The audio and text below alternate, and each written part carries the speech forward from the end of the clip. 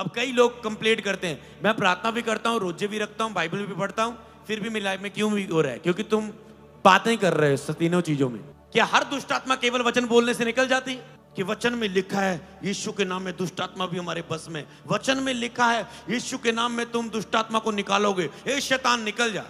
वचन ही बोला है तो समझ पाए परमेश्वर बातों की बात नहीं कर रहा है। केवल वचन बोलने से नहीं, केवल बोलने से नहीं, आत्मा में होकर वेद की बातें बोलने से, हालेलुया, परमेश्वर की इच्छा के अनुसार बोलने से। समझ पा रहे हैं कुछ? जब आप परमेश्वर से बातें करेंगे, परमेश्वर की इच्छा वेद के रूप में आएगी और परमेश्वर की इच्छा के अनुसार फिर आप कार्य करोगे, घोषणा करोगे और हो जाएगा। बोले आमीन। तो वो कहते हैं जो अन्य भाषा में बातें करता है वह मनुष्य से नहीं परमेश्वर से बातें करता है, वो परमेश्वर से बातें करता है। तो क्या आप परमेश्वर से रोज 1 घंटा बातें करना नहीं चाहेंगे? क्या आप अपनी ही बातें बोलना चाहेंगे? क्या आप शारीरिक प्रार्थना में ही खत्म करना चाहेंगे अपनी प्रार्थनाएं? ये वचन आपकी भूख को बढ़ा रहा है। क्या परमेश्वर से नहीं बातें करना चाहेंगे? वेद की बातें आत्मा में होकर नहीं बोलना चाहेंगे? तो आत्मा पूरे आसपास के वातावरण पर कंट्रोल कर लेता है। जब आप अन्य भाषा में प्रार्थना करते हो, परमेश्वर के पास जाते हैं, जैसे जैसे आप अन्य भाषा में बातें करते हैं, धीरे धीरे आप परमेश्वर की बातें करने लग जाते हैं, मनुष्यों के साथ वेद की बातें बोलने लग जाते हैं। 3 बातें सीखी, अन्य भाषा में प्रार्थना करना, परमेश्वर से बातें करना, बातें करते हुए परमेश्वर से जो जो भेद मिल रहे हैं उसे लेकर मनुष्यों से बातें करना। ये है अन्य भाषा में परमेश्वर से बातें करते हुए वेद की बातें करना। हालेलुया। कितने समझ गए? शैतान सबसे ज्यादा आपकी वो इस प्रार्थना का विरोध करता है। सबसे पहले शारीरिक प्रार्थना का क्यों विरोध होता है? कि ताकि आप आत्मा में प्रार्थना तक ना पहुंच सके, जिसमें प्रभु की इच्छा है, प्रभु से बातें हैं, प्रभु के वचन के अनुसार है, प्रभु की आत्मा की शक्ति से, पवित्र आत्मा की अगुवाई से। शैतान को पता है वहां मेरा वश नहीं चलेगा, उसे जाना होगा। शरीर को पता है, क्योंकि आत्मा शरीर के विरोध है। अगर इसकी प्रार्थना आत्मा के द्वारा होने लगी, शरीर की सारी लालसाएं, अभिलाषाएं, क्रियाओं का, लोभ का विरोध होने लगेगा। शैतान को पता है कि आत्मा उसका फिर विरोध करेगा, क्योंकि शैतान ना तो आपके वचन से डरता है, ना तो आपके कद से, ना तो आपकी गर्जती हुई आवाज से डरता है। वो मसा से, वो परमेश्वर के वचन से, परमेश्वर से डरता है, पवित्र आत्मा से डरता है। इसलिए जब आपकी पवित्र आत्मा के अधीन होकर प्रार्थना होने लग जाती है, शैतान यही नहीं चाहता कि आपकी प्रार्थना वहां तक पहुंचे, इसलिए पहले वो बैठने नहीं देता। बैठ जाए तो इधर उधर के विचार शुरू, सुस्ती शुरू, नींद शुरू। पर अगर आप ठान ले आज से, कुछ भी रुकावटें आए, मैं पाकर ही रहूंगा प्रभु के अनुग्रह से आत्मा में प्रार्थना करने की ग्रेस, तो आप देखेंगे शैतान और शरीर का आपकी लाइफ में आखिरी दिन होगा उसी दिन से। हालेलुया। हर बार की तरह जब भी हम आत्मा में प्रार्थना का हफ्ता शुरू करते हैं या ऑनलाइन शुरू करते हैं, कई बार आपने देखा जी फास्टिंग प्रेयर में हम करते थे, ऑनलाइन करते थे, वीक पूरा करते थे, जब मॉर्निंग या नाइट। इस बार प्रभु ने बुधवार और एतवार कलीसिया के बीच में से करने को बोला है, और बार बार पवित्र आत्मा आपको चार्ज करता है। और जब जब भी हमने ये किया, कलीसियाएं जब भी प्रार्थना में डाउन हुई, वो बढ़ी, वो पवित्रताई में डाउन हुए, वो फिर से पवित्रताई में उठे, वो अपने आर्थिक रूप में तंगी में गए, वो फिर से उन्होंने इंतजामों को होते हुए, कार्य होते को देखा। क्या? आत्मा में प्रार्थना। हालेलुया। जब फास्टिंग प्रेयर में जाना, जब आत्मा में प्रार्थना करना, जब प्रार्थना में बढ़ना, जब अन्य भाषा में प्रार्थना शुरू करना। और इस बार भी परमेश्वर ने आपको इनवाइट किया है कि बुधवार 8 से लेकर 9 बजे तक 1 घंटा आत्मा में आप मेरे साथ प्रार्थना करेंगे, और उसके बाद संडे 11 बजे से लेकर 12 बजे तक। तो जितने भी ऑनलाइन देख रहे हैं, आपको मिस नहीं करना। कोई भी बुधवार आपको समय पर पहुंचना है। तो आज हम कुछ समय मनन करेंगे आत्मा में प्रार्थना में। आपने क्या सीखा? तो जब भी हम ये सेशन करते हैं तो हम सीखते हैं इसे। संडे मैंने सिखाया था कि जो कुछ भी करो सब कुछ आत्मा के द्वारा हो। धन्यवाद दो आत्मा में, वर्शिप करो आत्मा में, गाओ, लिखा मैं आत्मा से भी गाऊंगा, बुद्धि से भी गाऊंगा, गाओ आत्मा में, भजन उठाओ आत्मा में, गवाही दो किसी को आत्मा में होकर। तो कुछ भी करो, ले हैंड करो आत्मा में होकर, कि केवल हाथ नहीं रखना, आत्मा में, आत्मा को चालू रखना है। कहीं को लगता है शायद मैं कर सकता हूं, बस लेहन कर रहा हूं, बस ठीक है, 2-3 शब्द बोलते हैं, ठीक है। आपको आत्मा का जो बटन है अंदर, उसे दबाना होता है कि ओके, मैं आत्मा में होकर इस व्यक्ति को छूता हूं, क्योंकि पवित्र आत्मा मैं नहीं कर सकता, तेरा आत्मा ही कर सकता है। तो आपको आत्मा ओपन रखनी होती है जब आप ले हैंड कर रहे हैं, उसके लिए बोल रहे हैं, शब्द बोल रहे हैं। जहां सब कुछ कह सकते हो, आप जो कुछ भी करते हो उसे आत्मा में होकर करें, क्योंकि उसका रिजल्ट आपने देखा। आत्मा में होकर भविष्यवाणी होती है, और आपने देखा जब उस बहन का नाम लिया गया भविष्यवाणी के रूप में, परमेश्वर ने उसे ब्लेस किया जो सालों से रुका हुआ था। वो भविष्यवाणी का वचन ग्रहण करते ही हुआ, और 24 में भविष्यवाणी है, 25 में हाफ हुआ है अभी, और वो गवाही के साथ खड़ी है। हालेलुया, समझ पा रहे हैं? तो ये आत्मा में होकर आपको करना है। आत्मा में जब आप प्रार्थना करते तो अन्य अन्य भाषा में जब आप प्रार्थना करते तो वो आपको पवित्र आत्मा के नियंत्रण में ले जाती है। तो पहले हमने शुरू किया अन्य अन्य भाषा में प्रार्थना, तो वो आपको लेकर जाती है पवित्र आत्मा के नियंत्रण में, कब्जे के नीचे, आपको पवित्र आत्मा की अगुवाई के नीचे ले आती है अन्य भाषा की प्रार्थना। तो जा तो आप पुलपट पर जाने से पहले या उस समय आप अन्य अन्य भाषा में प्रार्थना करें। ये मैं चीज बताता हूं आपको, अगला पॉइंट, कि अलग अलग लोगों को, जितना को अभी इसमें नंबर लगा, बाकी लोग ऑनलाइन है, परमेश्वर आपको आत्मिक स्तर में लेकर आना चाहता है। ये हम जो जुलाई महीने की 2 बड़ी मीटिंग है, 2 तारीख और संडे वाली मीटिंग, तब तक हम इसे कंटिन्यू करेंगे सेम सेशन को, और तब तक आप प्रार्थना में बढ़ जाओ, आप स्पिरिट में कितना ही बढ़ जाओ। फिर मेरी प्रेजेंस अगर कुछ समय नहीं भी है, मैं यूएसए मीटिंग में भी हूं, कलीसिया सारी प्रार्थना में है, आत्मा में प्रार्थना कर रहे हैं। और जब आपकी ये प्रार्थना पर्सनली होने लगी, अगर मैं अभी हाथ खड़ा करने को बोल दूं या ऑनलाइन लोगों को, कि कितने लोग आप में से रोज बिना मिस किए 1 घंटे से अधिक अन्य भाषा की प्रार्थना या आत्मा में प्रार्थना करते हैं, आत्मा में प्रार्थना करते हैं, अन्य भाषा में प्रार्थना करते हैं। आत्मा में प्रार्थना का मतलब पवित्र आत्मा के अधीन होकर, पवित्र आत्मा जब आपकी आत्मा की अगुवाई करने लग जाता है, मतलब जब आप प्रार्थना कर रहे हैं, जब आपकी प्रार्थना में पवित्र आत्मा अगुवाई करने लग जाता है, वो है आत्मा से प्रार्थना, पवित्र आत्मा की सहायता से प्रार्थना। और परमेश्वर ने मुझे जो अब काम सौंपा है वो ये, कि आज आपके बीच में कुछ लोग होंगे जो रोज अन्य भाषा में, आत्मा में प्रार्थना करते होंगे। कई तो लोग शारीरिक प्रार्थना से ही बाहर आ जाते होंगे, शारीरिक प्रार्थना उनकी शुरू हुई, धन्यवाद, हालेलुया, अन्य भाषा में कुछ शब्द शरीर में शुरू हुई, शरीर में खत्म हो गई, और आत्मा में आप प्रवेश ही नहीं किए, पवित्र स्थान में आप प्रवेश ही नहीं किए।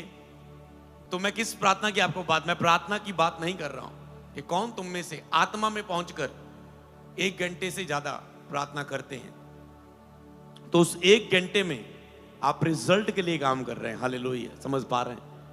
उस 1 घंटे में आपकी टेस्टमनीज बन रही हैं, आपके आत्मिक क्षेत्र में, सेवकाई में, लाइफ में काम हो रहा होता है। तो उसे करना जरूरी है। और जैसे ही आप इसे ज्वाइन करेंगे आत्मा में प्रार्थना के हफ्ते को, समयों को, घंटों को, आप फिर खुद इसे करने लग जाओगे। फिर जब आप पर्सनली करने लगे, फिर हम मिनिस्ट्री के बाकी कार्यों को भी चर्च में कंटिन्यू रखेंगे, जैसे अब हम यहां पर करते हैं। इसे व्यक्तिगत भी किया जा सकता है, हम अपनी पर्सनल करके भी यहां पर आ सकते हैं। समझ पा रहे हैं? हम अपनी पर्सनल पे अन्य भाषा करके आ सकते हैं, आपको यहां पर चर्च में ना करें। पर कलीसिया की जब घरों में उनकी प्रेयर 0 होती है, तो प्रभु ने कहा मेरा घर प्रार्थना का घर होगा। तो चर्च में लोगों को प्रार्थना में अगुवाई करना जरूरी होता है। पर कभी सीखने का टाइम होता है, कभी प्रार्थनाओं करने का टाइम होता है चर्च में। जब परमेश्वर देखता है कि लोग लो है प्रार्थना में, तब प्रार्थना में बढ़ने का समय होता है। हालेलुया।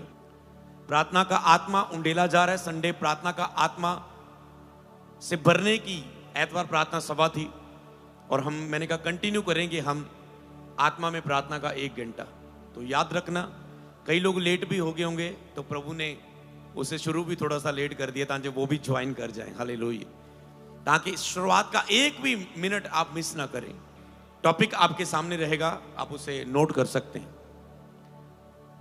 वेद की बातें आत्मा में होकर बोलना और आत्मा से प्रार्थना करना।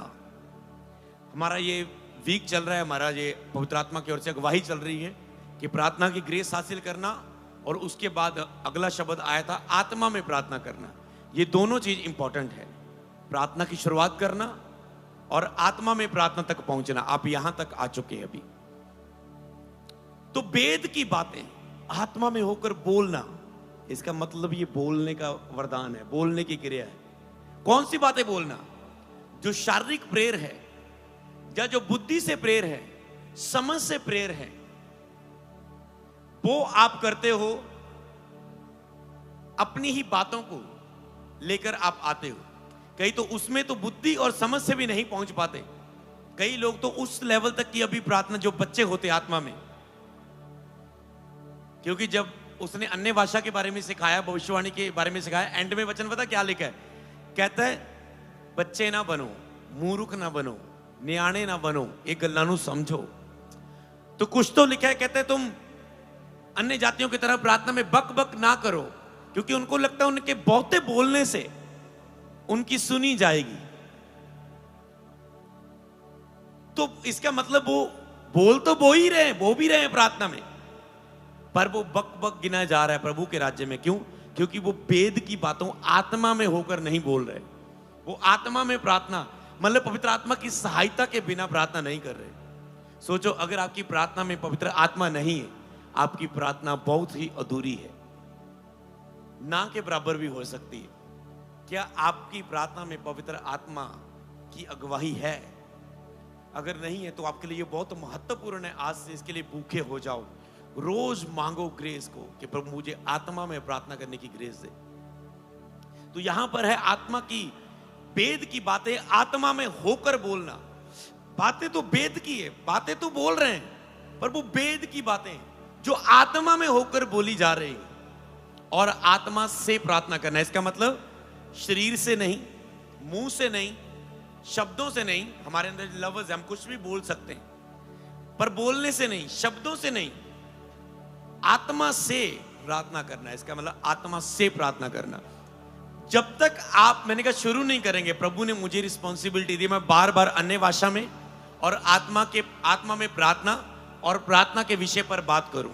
सबसे पहले कहें प्रार्थना का विषय, अन्य भाषा में प्रार्थना, और वेद की बातें आत्मा में होके बोलना, आत्मा में प्रार्थना, आत्मा से प्रार्थना। जब तक आप शुरू ना करें तब तक आपको बार बार, कहते ना एक बच्चा माने ना, बार बार उसे कहते जाना तो वो मान लेता है। पहला कुरिन्थियों 14 की 2 से 4 पहले हम पढ़ेंगे। क्योंकि जो अन्य भाषा में बातें करता है वह मनुष्यों से नहीं परंतु परमेश्वर से बातें करता है। पहले हम यहीं तक इसी स्क्रीन वचन यहीं साथ ही रखना। तो जो अन्य भाषा में बातें करना, जैसे पौलुस कहता है कि जब मैं तुम्हारे पास आया, नए प्रकाशनों में जाना है, वचन तो वो ही रहेंगे बाइबल वर्सेस अन्य भाषा के। पौलुस कहता है जब मैं तुम्हारे पास आया, मैं बातें करते हुए नहीं आया, अकेली मैंने बातें नहीं की, ताकि तुम्हारा विश्वास मनुष्यों के ज्ञान पर नहीं। ज्ञान तो सदूकी फरीसियों के पास भी था, निकुदमुस के पास भी था, वो भी प्रीचिंग रेडी करता था। उसकी वाइफ पूछते, आज प्रचार मिल गया, आज का सरमन तैयार है। मान लो सदूकी फरीसी जब उस समय व्यवस्थापक जो थे वो प्रीचिंग रेडी करते थे, तैयार करते थे, पर जब उन्होंने जीसस को प्रीच करते देखा, निकोदेमुस ढूंढने लगा जीसस को, बार बार पीछे जाके वो बोल रहे ये कहां से बातें आ रही, ये बातें कहां से आ रही। और एक दिन रात को, क्योंकि बड़ा आदमी था, बड़ा नाम था, तो रात के समय जीसस के पास आके कहा, प्रभु नया जन्म पाने के लिए क्या करूं? यीशु ने कहा, तो तू अपना माँ के पेट में फिर से जाना। क्या मुझे कहता माँ के पेट में फिर से जाना होगा, दोबारा जन्म होगा? प्रभु कहता है आत्मिक बात मैं कर रहा हूं। समझ बार, वहां भी वो आत्मिक बातें कर रहा था, वेद की बातें प्रभु जो प्रकट किए गए थे।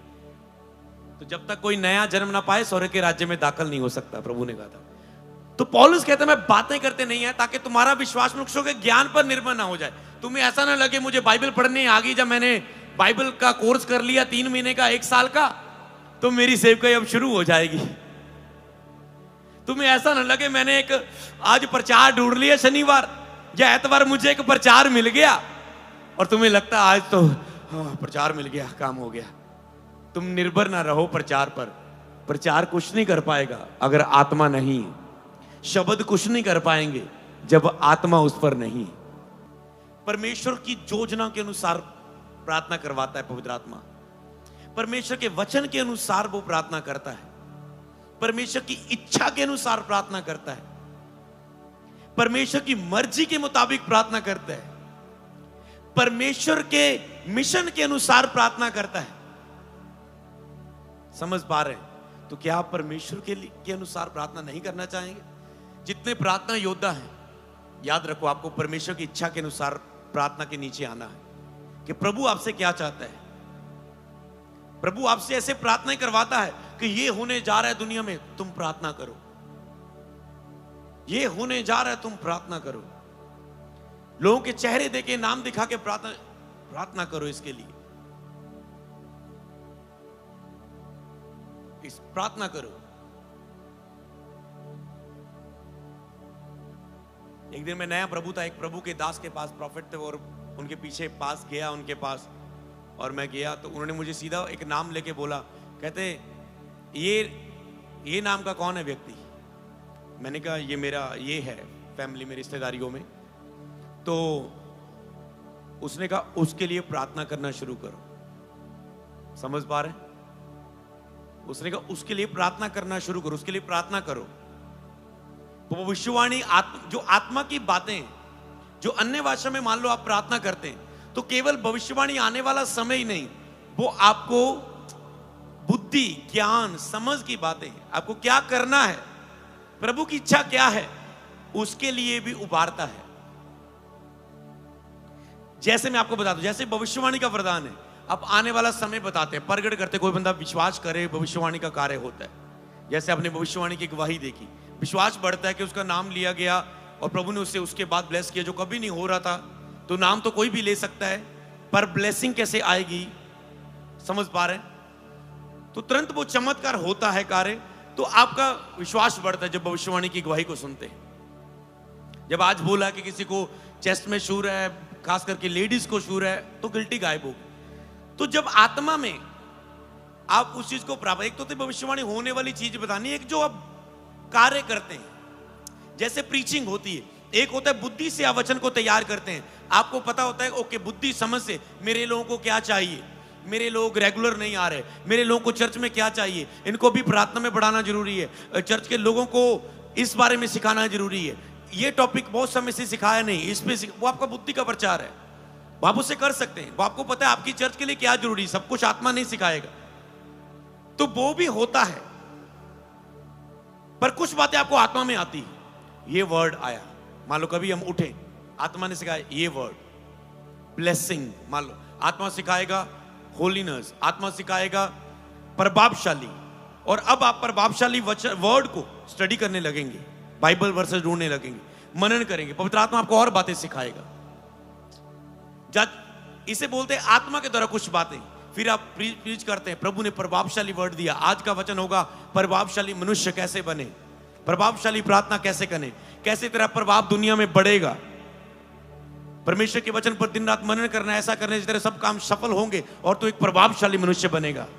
समझ पा रहे हैं? तो वो होती कुछ आत्मा में आप प्राप्त करते हैं। सबको जय मसीह की। मैं जतिन बब्बर और आप देख रहे हैं मसीह परिवार चैनल। जैसे कि आप सब जानते हैं कि मैं इस चैनल पे प्रभु के अलग अलग दासों की वीडियोस डालता हूं, तो अगर आपको हमारा चैनल अच्छा लगता है तो आप इस चैनल को ज़्यादा से ज़्यादा सब्सक्राइब जरूर करें, ताकि आप प्रभु के वचन को सुन सके। वीडियोस को ज़्यादा से ज़्यादा शेयर करें ताकि जिन लोगों तक वचन नहीं पहुंचा उन तक वचन पहुंच सके। सबको जय मसीह की। एक बार मैं आपसे दोबारा कहूँगा कि इस चैनल को सब्सक्राइब जरूर करें और वीडियोस को ज़्यादा से ज़्यादा शेयर करें। जय मसीह की।